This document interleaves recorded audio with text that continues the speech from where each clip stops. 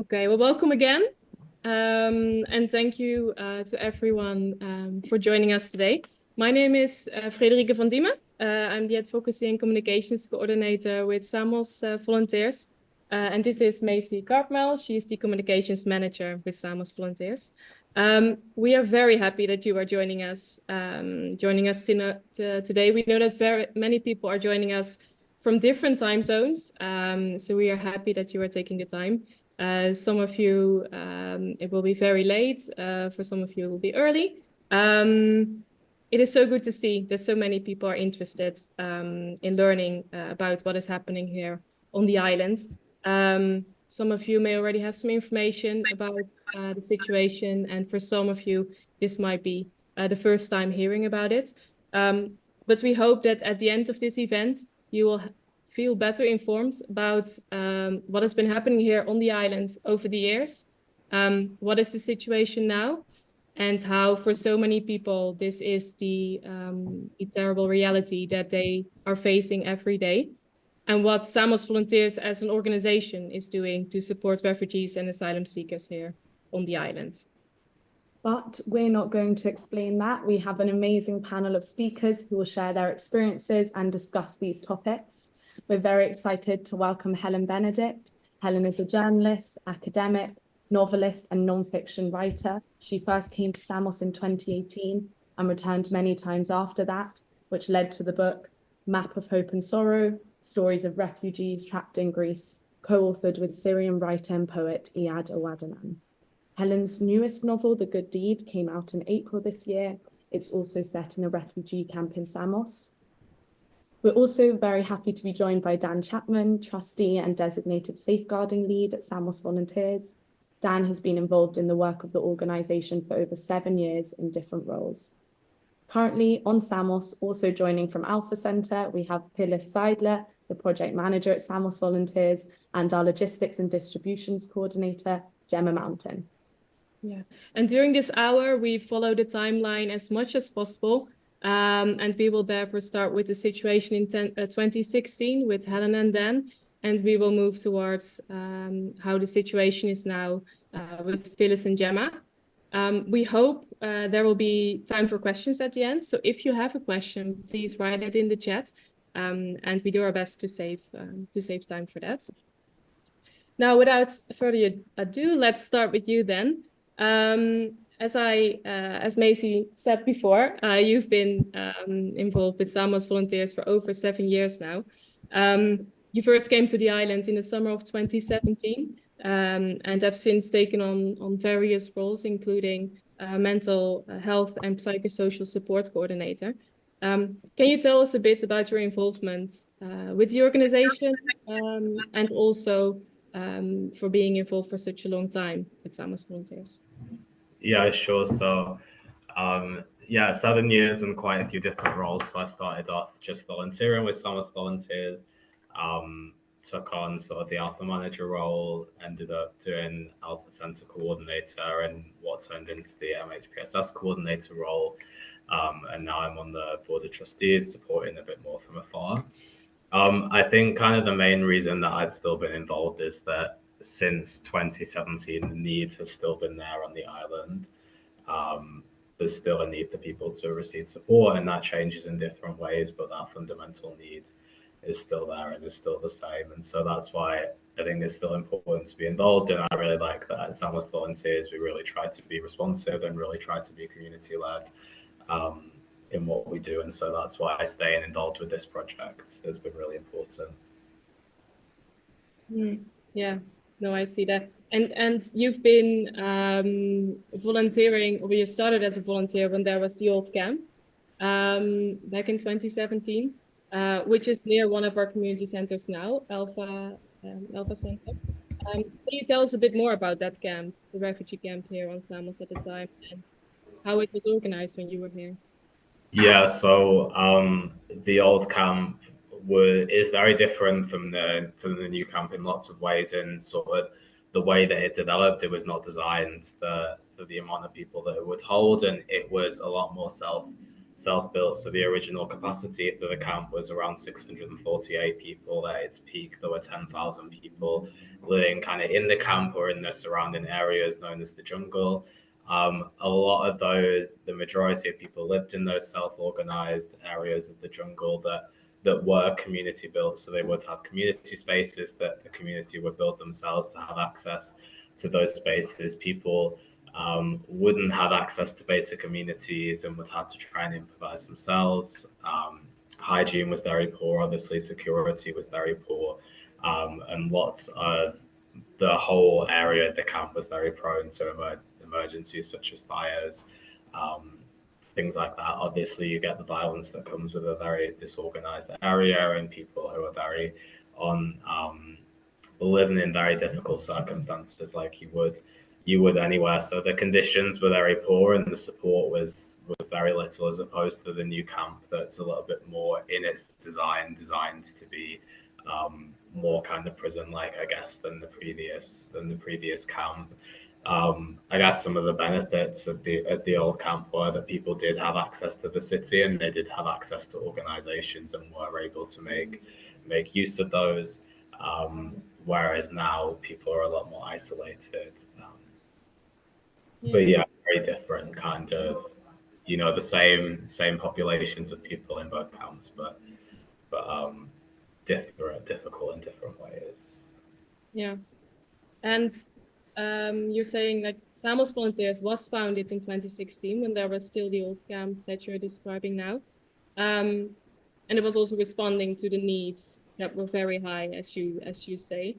Can you explain a bit how about the founding of Samos Volunteers and what the organization was doing in the early days to respond to those needs in that camp that you described?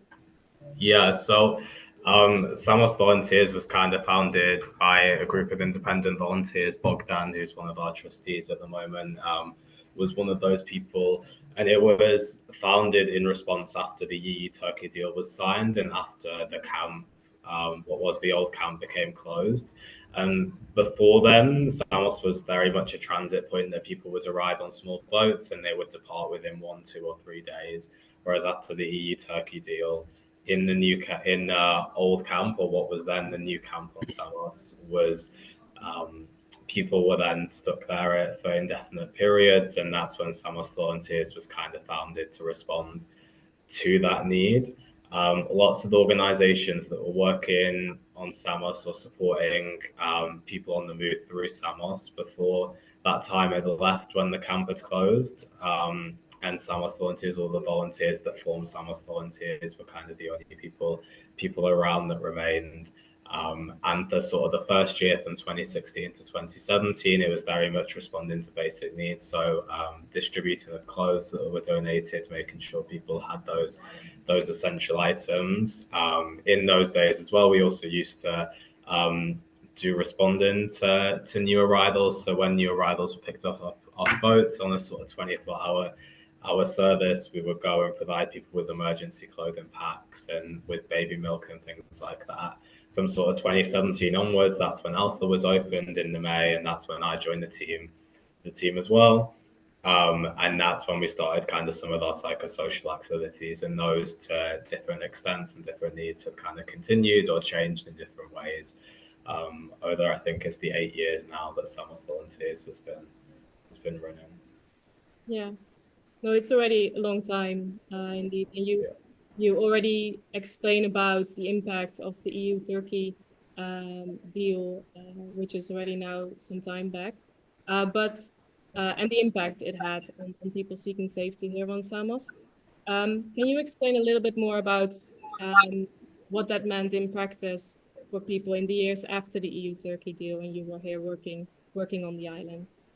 Yeah, so the EU-Turkey deal was designed to state that Turkey was a safe country for asylum seekers at that time, mainly meaning Syrian asylum seekers, to return and live in Turkey. And it created kind of a pre-step to the asylum process, whereas before people would have their claim assessed on merit. After the EU-Turkey deal, people would have their admissibility in terms of the EU-Turkey deal to be assessed.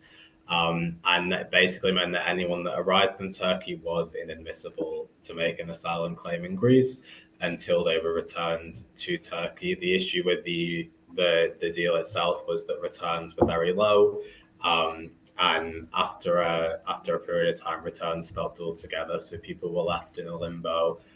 They didn't have admissible asylum claims according to the EU-Turkey deal and according to the Greek law that then came in following it. But they also couldn't be returned to Turkey, and so were stuck in this limbo in the camp, not able to move forwards. As part of the EU-Turkey deal, and the reason why the camps were established in Samos and Lesbos, Leros, Kos and Chios, was this kind of provision for geographical restriction. So the idea was that if people were able to get to mainland Greece, they might continue further on into Europe in order to avoid being returned to Turkey. And so arrivals would have geographical restriction placed on their ID cards, and they weren't allowed to leave the island of Samos or the respective island that they were. And that meant that people were trapped for a long period of time on the islands. There were some supposed exceptions to vulnerabilities, that you might be able to get what would be known as an open card to be able to travel to a camp on the mainland. But in reality, it was very unlikely that even if you had many vulnerabilities that you would get that. And so it kind of became a waiting game for you to have your turn 18 months, 2 years later to get your open card and move to a camp on the mainland. But yeah, so people were kind of stuck in limbo in very poor conditions. Without kind of any hope of a quick resolution. Yeah, and we're unfortunately also still seeing that now here on Samos, the impact of that deal, and how people are in legal limbo here stuck on Samos. You've seen the old camp, you've seen the impact of this deal, and you've also worked here on the island with the new camp that we will talk about later. But you've seen a lot. You've seen the population in the camp gone up. You've seen NGOs coming, NGOs leaving, many volunteers also joining the organization. What is something you would most like people to know about people seeking asylum here on Samos? I think it's very easy to become desensitized because we hear so much about people on the move, and we hear so much since 2015 about refugee crises. But I guess as Helen's book actually demonstrates, that each person is not 10,000 people in the camp. It's individual people, and everyone has a story and a reason for how they've ended up there, and everyone has a hope for a better future. And I think it's just about seeing that individual person in the world that very much uses refugees as statistics and as people on the move as kind of like the next news headline. Yeah, I think you're very, very right there. I think that's really what we should keep in mind and what we should follow.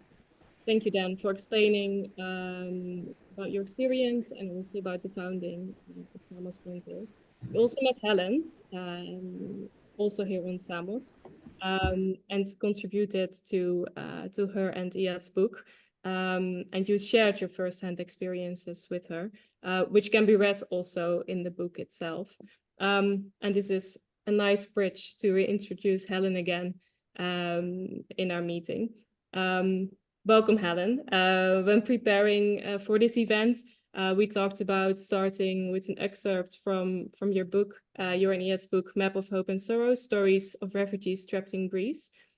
If you're ready, would you like to share with us the first 2 pages of your introduction?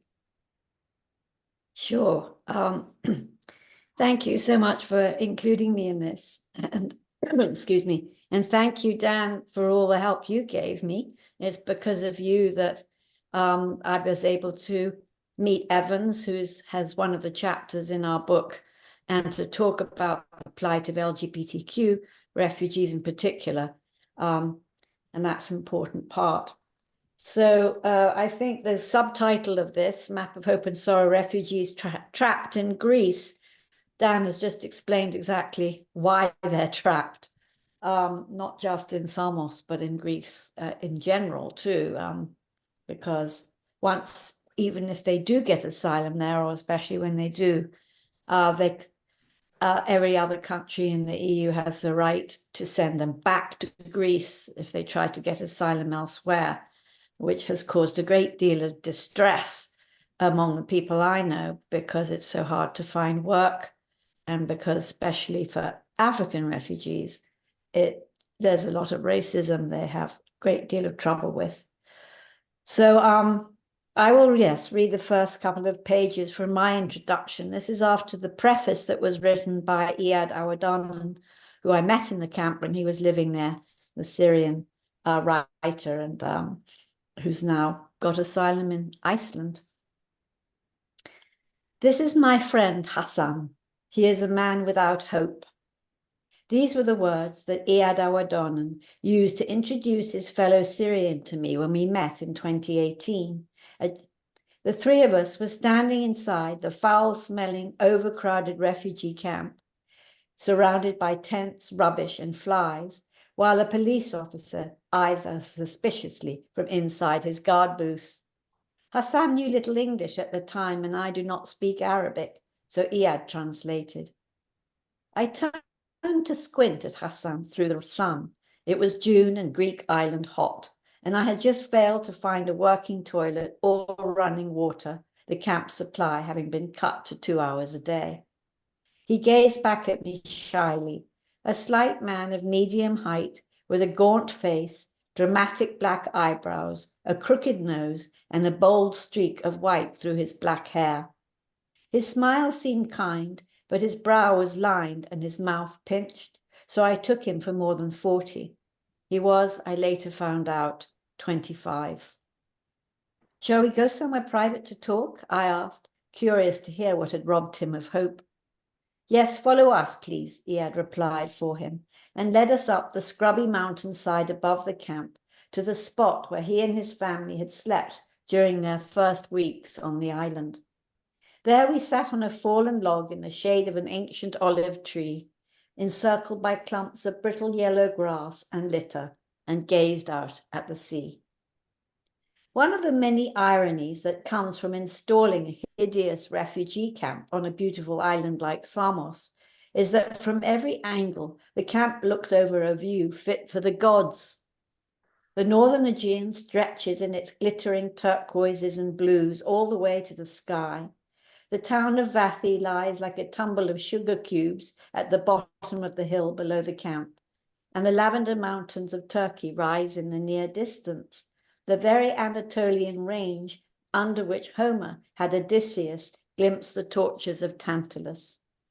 It is hard to escape the thought that refugees on Samos suffer a similar fate, taunted wherever they turn by a horizon that promises distant lands they may never see, a beauty they lack the peace of mind to appreciate, and a freedom they fear they will never find. IAD, Hassan, and the other refugees on Samos and in this book embody an enormous change in modern history. Not only are there some 84 million forcibly displaced people in the world, more than at any time since World War II, and millions more since President Putin of Russia invaded Ukraine in 2022, but they are fleeing a combination of war, civil unrest, religious conflict, poverty, persecution, local violence, and global warming, forces often inextricably intertwined, just at a point when authoritarian governments are rising all over the world and anti-immigrant sentiment is rising with them. Thank you. I think a very strong opening, giving a glimpse into the conversations you and IAD had for this book. Also the beauty of the islands and many other things I hope we can talk about now. But perhaps first, you wrote this book together with IAD, who is a writer and poet, and as you said, currently living in Reykjavik. He was unfortunately not able to join us, but can you explain a little bit about how you two met and how you came to write this book together? Sure, it was my second day on Samos. I just went on my own. I wasn't with anybody official. because that's how I work as a writer. I had connected early on with Julia Ciccioli, who was very, essential to the early days of Samos Volunteers before she moved on to Still I Rise and the school in town, in the town of Vathi.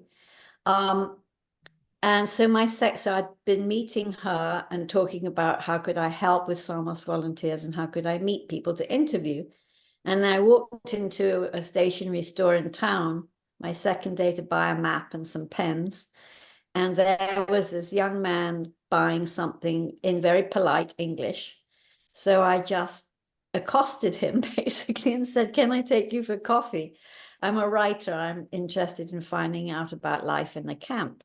So he couldn't meet me that day, but he did meet me up at the camp the next day when I had an appointment with the then camp manager, which she cancelled on me. And we met as I just described, and he brought along Hassan. And there was just we just clicked. We just liked each other instantly. We've often talked about it since, like, what was it that made us trust and like each other so quickly? We don't really know. It's kind of magical.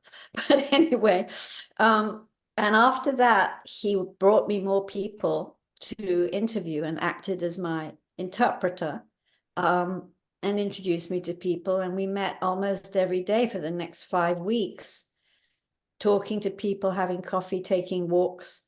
And we became fast friends. And after that, every time I came to Greece, even if I didn't make it all the way to Samos, he was always found a way to meet me, sometimes even just for half an hour. I had also read his essay, which is now the preface of the book, early on, and I saw that he was a gifted writer. So I just fixed up the translation a little bit, and I managed to sell that for him, and it was published in a major magazine in the States early on, and they paid him, which meant a lot because, of course, he had no other way of making money while he was still in the camp. And then when COVID hit, I had been planning to come back to Samos and to go to other camps, especially the ones up near the Macedonian border which nobody writes about. And he was going to come as my interpreter, and we had a photographer, and we had everything set up, and that was March 2020, and we all know what happened then, right? So COVID came crashing down, and I couldn't go, but IAD was still here. At that point, he was in a camp just outside of Thessaloniki. So I realized, I know he's a great interviewer because I watched him do it. I know he's a good writer. So I invited him to co-author the book, and he would interview people in Arabic who he was meeting every day and living with. And I would use the WhatsApp, and interview people who could speak English or French. And this is where Dan came in particularly to help me. And then as soon as I could come back again, I managed to meet all those people in person and finish the interviews that way. So that's how we ended up writing the book together. Okay. Well, and you ended up having many conversations with different people. And in your book, you and IAD also explain about how those conversations went with the people you spoke with. And in Evan's story, you already mentioned him, a man from Nigeria. You wrote, and I quote from the book, Evans paused here, looking upset. So I asked if it was too hard for him, digging up all these painful memories. He smiled. I'm enjoying the conversation. It is painful, but sometimes when I talk about it, it relieves me a little. This reminded me of something another refugee had said to me about recounting his story. The choice is between the pain of telling and the pain of not telling. And I find that very moving in your book. So can you explain a little bit about the writing process and the experience of meeting people who were willing to share their story with you and IAD? Absolutely. Well, of course, we interviewed many more people than we could fit in the book, and we had very difficult choices of who to include. But we had two guiding principles that we both felt very strongly about. One was that we didn't want to do what journalists usually do and pigeonhole people just in their refugee experience. As IAD says, you know, our lives did not begin at the borders of Europe. So we really wanted to give everybody 3 whole chapters, a chapter about their lives at home, their families, the food they ate, the careers they had, the dreams, the hopes, the everyday lives, the games they played as children. Just that was very important to them as well as us. The second chapter was their journey, why they were forced away from home and what they went through. There's a little map at the front of every chapter that shows the route each person took, often on foot, over, crossing country after country. Amazing. And then the third chapter is what happened to them as soon as they landed in Greece. That was our first guiding principle. The second was we did not want to do that Western thing of telling people stories for them. We wanted them to tell the stories themselves. So the book is a combination of our narration, as you said, explaining how we met these people, what they were going through from minute to minute in the present time while we were interviewing them, because their lives continued to be very dramatic and filled with trouble and challenges. And then their stories about their pasts in their own words. So it's like a mix of literary narrative and oral history. This was very important to the people we interviewed, because they're always having their stories told for them by other people, or they're always being forced, such as in asylum interviews or that first interview about whether it's safe to go back to Turkey, to just talk about the traumas in their lives. And nobody likes to be defined that way. But I will say that the main motivation for everybody who joined us for this book was because they were so horrified by the anti-refugee, anti-asylum seeker, anti-immigrant rhetoric rising through the world, painting them as parasites, as criminals, as lower than a low. It's such a disturbing, upsetting, horrible prejudice. And they felt that the only way to fight back against that was to present themselves in their full lives and humanity, to say, see, we're just like you. We're no different than you. If this happened to you, you would be just like us. And we all felt that that was the main reason we wanted to write this book. So we weren't like journalists with sources. We were all partners in this book with the same goal, which was to push back against that prejudice. Yeah. Which is a beautiful approach, I think, to do it together like that. Yeah, thank you. In the book, we also read about Samos Volunteers. You already said so, that Dan supported and you worked together with Dan about that. And it is amazing to read people reflecting on the positive impact that the organization and Alpha Center had on their time on Samos, such as Hassan, who shared their story with you and Iyad in the book about his time as a volunteer with us. Yeah. What is your reflection on the safe spaces that organizations offer to people on the move, and psychosocial activities and informal education? That NGOs their own grace. I'm going to start off by saying, just to sort of go back to something that Dan was saying, contrasting the camp as it was then with now. When I looked at that camp then and the people, spilling out all over the hills around, it occurred to me to describe it as a slum inside an open prison. Now they're just in a prison. But the conditions were overcrowded and filthy. I mean, rat infested, very, these terrible broken down porta potties, stink of sewage. So when they came down to Alpha Center, it was clean. There was tea and coffee. There was it was a comfortable, warm, welcoming place where they could just hang out and get a relief from the conditions of the camp. Or it was cool, when it was hot outside. And then there were the classes that you held. I know from Hassan and other people I met who volunteered with it too, that one of the worst things about being stuck in this limbo that Dan referred to is having nothing to do all day, not being able to go to school, not being able to work, and having no control over your future or what happens to you really erodes the human spirit. And when you think about how many of the people living in the camp are young, they're the ages when they should be in school or college, and this loose ends, the very gumption and spirit it took them to make that courageous, dangerous trip to get there starts to erode. So when they had something to do, like to run a class, to work with Samos Volunteers, to teach something, whether it be sports or English or knitting or sewing or whatever they were doing, it gave them, even though I think it would have been better if they could have been paid. Donors, please think about that. Nonetheless, it gave them something to do, you know, and something to wrap their days around, which really helped push back against the erosion of spirit I talked about. It was really important to them. And I know that for Hassan in particular, he loved it. He absolutely loved I working with him. And then I met another young man who was a cook. You know, he had been a chef back in his home country of Sierra Leone. And he got a job cooking one of the other NGOs.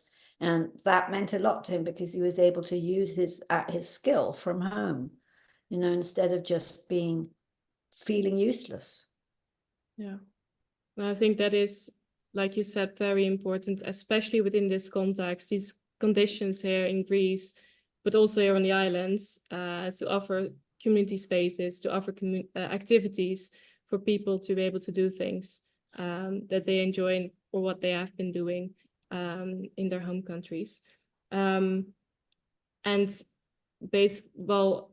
camps, both new and old, what you already explained, they reflect the increasingly hostile approach from the EU, and we can feel powerless as we follow migration policy developments at this moment.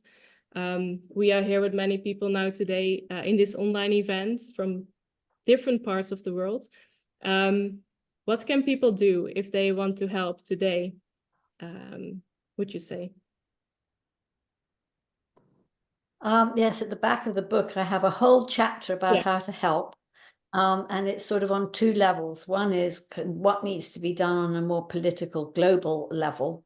And the other is what we as individuals can do, because it is easy to feel helpless, you know, and useless. But actually, everybody can help, you know, whether it's something as simple as donating or as volunteering like you do, or joining organizations in your home country that welcome refugees, either by, you know, finding them homes, running classes, teaching, or just simply inviting people for tea.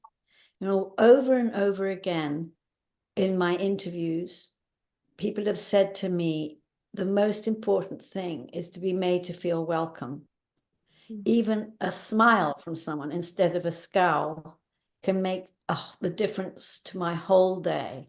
And I think when we're just living in our own countries, we become oblivious to how hard it is to be a stranger and to feel like an unwanted stranger, an unwelcome stranger. That is a horrible feeling. So any kind of kindness or generosity or reaching out, even if it's just a moment at a bus stop, can make an enormous difference. Just a hello, or how are you, or please take my seat, or it's you wouldn't believe how many people I've interviewed who have talked about just those little moments and how much those meant to them. Yeah, I think that is not new here. That's what people also have been telling us, that is so important. That's also why they enjoy coming to, for instance, the community space we have here, Alpha Center. That is just very, very important. Can I say one more thing about volunteering, which is, I think, one of the things that's so hard about becoming a refugee is that you feel as if you don't matter anymore. You know, in your own community at home, in your own family, you had a way of mattering. So when you're suddenly living in a refugee camp where you're treated as a number by the officials, you feel like you don't matter anymore. So when you can volunteer or, you know, join an organization where you can help other people, you can start to get back some of that feeling of mattering again. Yeah, thank you. Yeah, that is true. I think that's a good point. Your newest book, The Good Deeds, came out last month. A novel that is also set in a refugee camp here on Samos. Can you explain a little bit about your newest book and how it is linked also to your research that you did before here on Samos? Yes, so this is what it looks like, and you can see there's the sea, the life jacket in it. I actually went to Samos originally to research that novel. It was the other way around.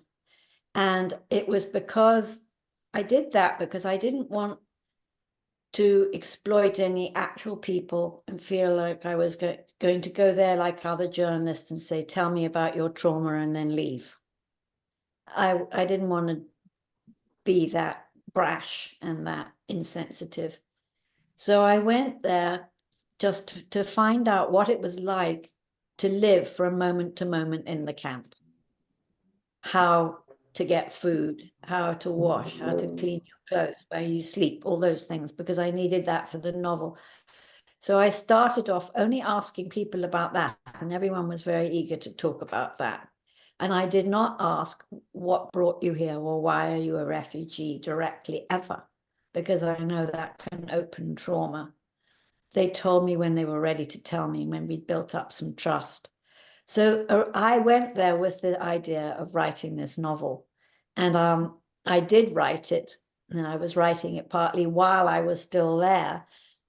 But when I saw how dire the situation was and how trapped people were, how awful it was in so many ways, I had to let the world know about it sooner than I could do with a novel. And that's when I started first writing articles about it.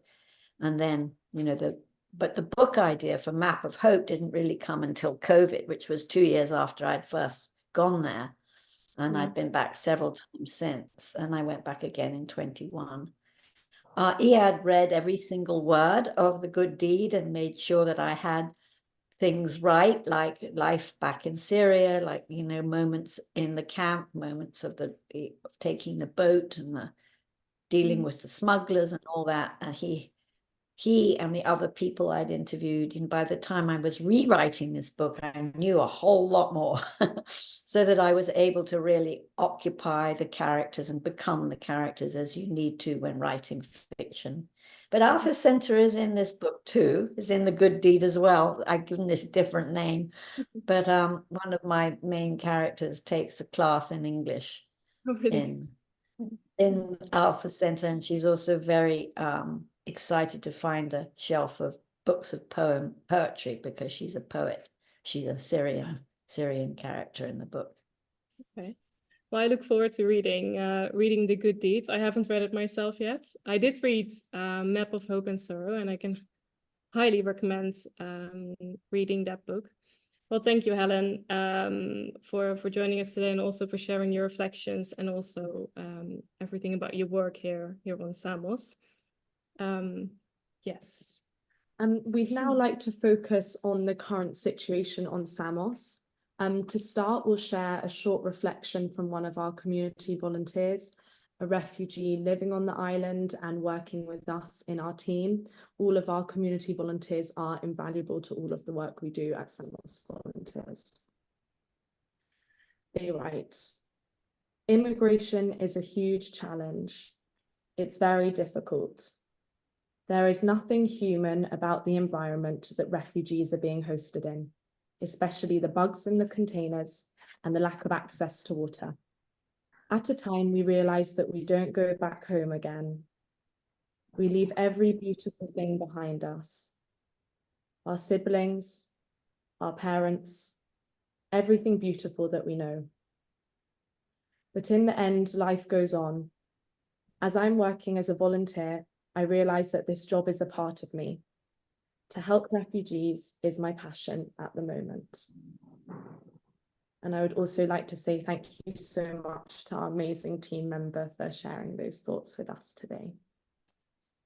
Well, and I think it shows, unfortunately, how the situation is also today not humane for people living here on the island, and how the immigration system puts people's lives really on hold. Phyllis has also joined us today. She is currently the project manager with Samos Volunteers, and she can share more about the situation on the island at this moment. Let's start with the opening of the camp as it is now for refugees here on Samos. This camp opened in 2021 and is called the Closed Controlled Access Center, also the CCAC. It was advertised by the EU as the solution to ensure adequate living conditions for all groups of residents and dignified reception conditions. It is located in Zervu, which is a very isolated location about 8 kilometers from Vati here. Phyllis, can you tell us a little bit about how the situation changed after the opening of this camp, and also the impact it had on the activities of Samos Volunteers? Yes, of course. So I think to understand a bit about the situation when the new CCAC opened, there were like around 300 people on the island in this moment that were transferred from the old camp, which is the one that Dan and Helen had talked about, to the new camp, the CCAC located in Zervu. So most people have left the island before, so it was a quite small population when the CCAC opened. And I think the move led to different things, but regarding the activities of Samos Volunteers, but also other NGOs on the island, first of all, it was a small population. And then this population was not able to access the services that the NGOs provided like before. So first of all, there was the restriction of freedom. And the second thing is that the CCAC was located, like 8 kilometer distance from Vati. So this led also to some NGOs leaving Samos in the end of 2021 and 2022. So this had the effect, for example, on Samos Volunteers, that we took over the NFI distribution in the beginning of 2022 from an organization leaving the island. And also what Samos Volunteers did to adapt to this new camp is to open Alpha Land, which is one of our community spaces. So we have Alpha Center, which is in the town of Vati, close to the old camp. And then Alpha Land was newly opened in September 2021 in 5 minutes walking distance from the CCAC, just to have a space that people can access without having to walk 8 kilometer distance or paying the bus ticket every day. So this is also still where we offer our English classes, for example, because these take place every day and it's not accessible for people to come to town every day if they need to walk or pay for the bus. Yeah, exactly. Yeah. So as an organization, we're working in town and close to the camp, as you say. At the start of 2024, Samos Volunteers co-signed a call for the closure of the current Samos camp and ask for adequate accommodation for people within communities and in housing. In this joint statement, organizations described how living conditions in the camp were inhumane and degrading. Can you explain a little bit about how the conditions in the camp are now at this moment? Yes, so I think I would like to go back to October 2023 because that was actually when there was the peak of the population since the CCAC opened. So in October, there were around 4,500 residents. And the official capacity of the CCAC was when it opened 2040. And then later, when the population increased, the official capacity increased to 3,650, but there were never any reasons provided why officially they increased the capacity. So for us, we can believe that actually the structure of the CCAC stayed the same. So in this time, but also until now, we have reports of people sleeping on the floor in hallways or in the areas that were supposed to be the restaurant areas, so where people could eat. But even outside of this structure, people have been sleeping, building their own tents. So not everyone has a bed or adequate living like it was advertised. Another problem that people are facing in the CCAC now is the shortage of running water. So especially now since the population has been increasing in the last year, there's only running water for a few hours per day, or there were also periods of several days or weeks where there was no running water at all. There are also no working laundry facilities. So both of these, it's like posing a major risk to the health of the residents. And also it can increase spreading of diseases. So in this way, there's not really an improvement that we have seen that was promised in the new camp. Then another issue is the insufficient access to medical care. Inside the camp, there's no doctor, but also generally on the island, there's not enough access to doctor, to the hospital. So also this, it's a situation that people are suffering from that come here with with health issues. Then there's a lack of psychological support.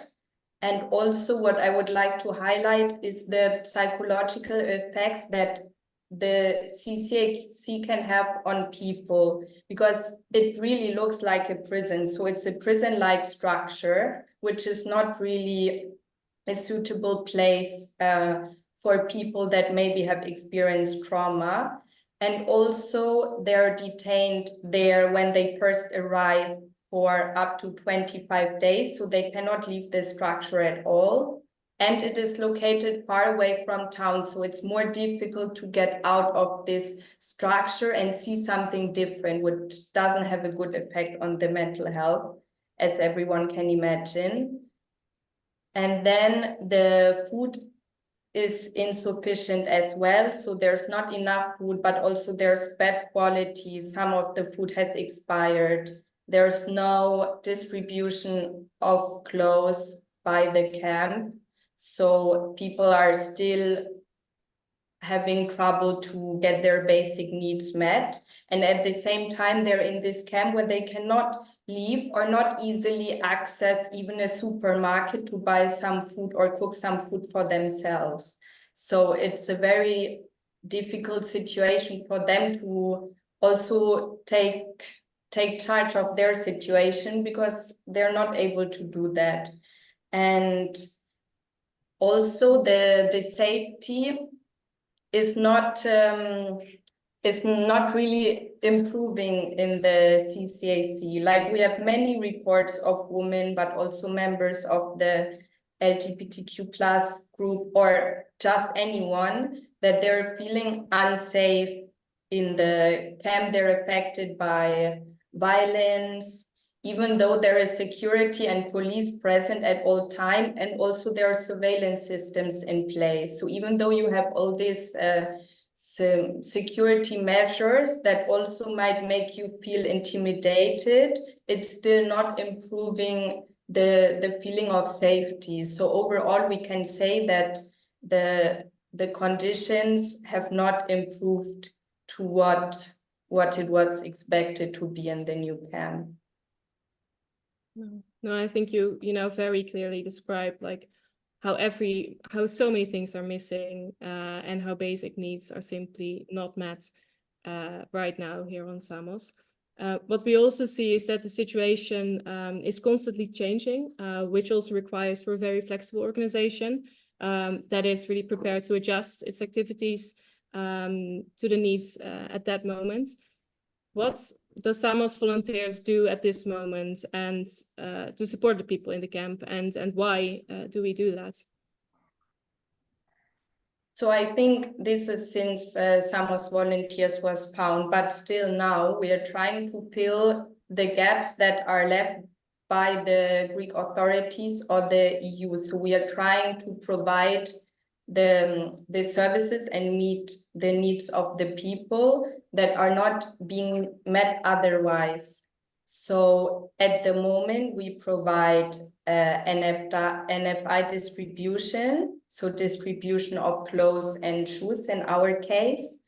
And we also provide psychosocial support in our spaces. So this is also what Helen and Dan have mentioned before, that we are aiming to offer a safe space where people can come, get outside of the camp, see something different, and just have a place where they feel welcome and like where they're treated with the dignity, and to have something to do, like to go to English class every day or to join our recreational activities like art or music, sports, gardening, just to have something different to do, and an environment that is feeling less like a prison, basically. And we are adapting our services to the needs of the asylum seekers or the camp residents, and we will still continue to do that. So whatever we can do to see, okay, now there's a need, so we should change our services, but even on a smaller scale, to offer some activities that people are requesting. We try to adapt in this way. And our standpoint is that we will be on Samos until we are no longer needed. So we don't know when that will be or if that will ever be, but this is our aim, just to fill the gap. And if there's no gap, we will also be happy to leave. But at the moment, we don't see that happening. No, and I think that shows really based on what we did last winter, when Samos Volunteers distributed close to 5,000 people, almost 5,000 people here on the island, which is an amazing reach. Gemma, you are the logistics and distributions coordinator at Samos Volunteers, which means that you are responsible for this service. Can you tell us a bit more about this distribution and the need for this service?